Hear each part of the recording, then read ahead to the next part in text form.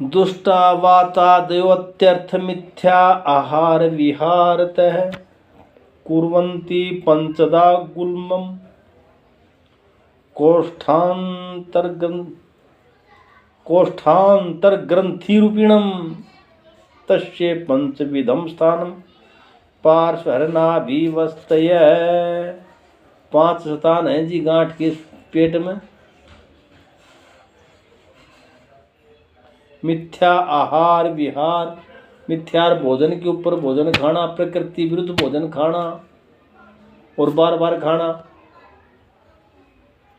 भोजन खाने से पहले व्यायाम करते ही भोजन खाना या भोजन खाते ही व्यायाम करना, कसरत करना, कठिन कार्य करना। वात पित्त आदि दुष्टा वातादयो, वात पित्त कफ आदि जो रोग हैं, जो दोष हैं, वह दुष्ट होकर के यानी कि दूषित होकर के हैं कोष्ठ में पेट के अपना जो उदर है हृदय नाभि के बीच में कुछ जिसको कोष्ठा कहते हैं, उसमें गांठ पैदा कर देते हैं, गुल्म पैदा कर देते हैं। उनके 5 स्थान हैं, दोनों पार्श्वों में और हृदय में, नाभि में और मूत्राशय। मूत्र के कोष्ठ में, हृदय में, स्त्रियों के गर्भाशय में जाती है। ये गुल्म रोग, गांठ रोग जिसको कहते हैं। हृदयनाभ्योरंतरे ग्रंथि संचारी यदि वा अचल। हृदय और नाभि के, हृदय और मूत्राशय यानी हृदय नाभि के पास मूत्राशय होता है, हृदय और नाभि के अंतर बीच में जो गांठ हो जाती है वो या तो चलने वाली होती है यानी कि इधर उधर सरक जाती है, या अचल एक जगह रहती है। वृत्तश्चापचयवान सगुलमति करते हैं। दोषों के बढ़ने से घटती है, बढ़ती है, या एक समान रहती है, उसे गुलम करते हैं। उसको गांठ कहते हैं, गोड़ा कहते हैं। पेट का गोड़ा, पेट में गोड़ा करोगे। पाँचों 5 वेद हैं। सव्यस्तर जायते दोषे, उन दोषों से समस्तरेपि ये योच्छिदते पुरुषाणाम च स्त्रीणाम गेयो रक्तेन चाप।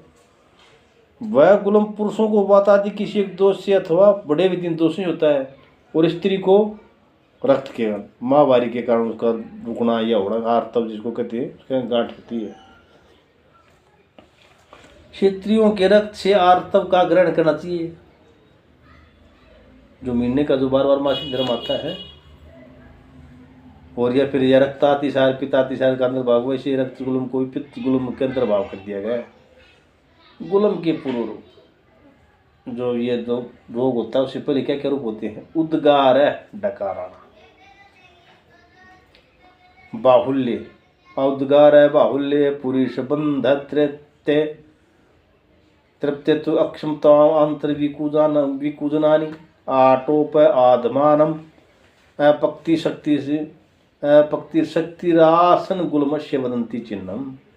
गुलम रहने के लक्षण होते हैं डकारे भोताना, मलबद्धता रहती यानी कि पेट साफ होता, खाने की इच्छा नहीं होती, अतृप्त, पेट भरा ऐसा मालूम होता है,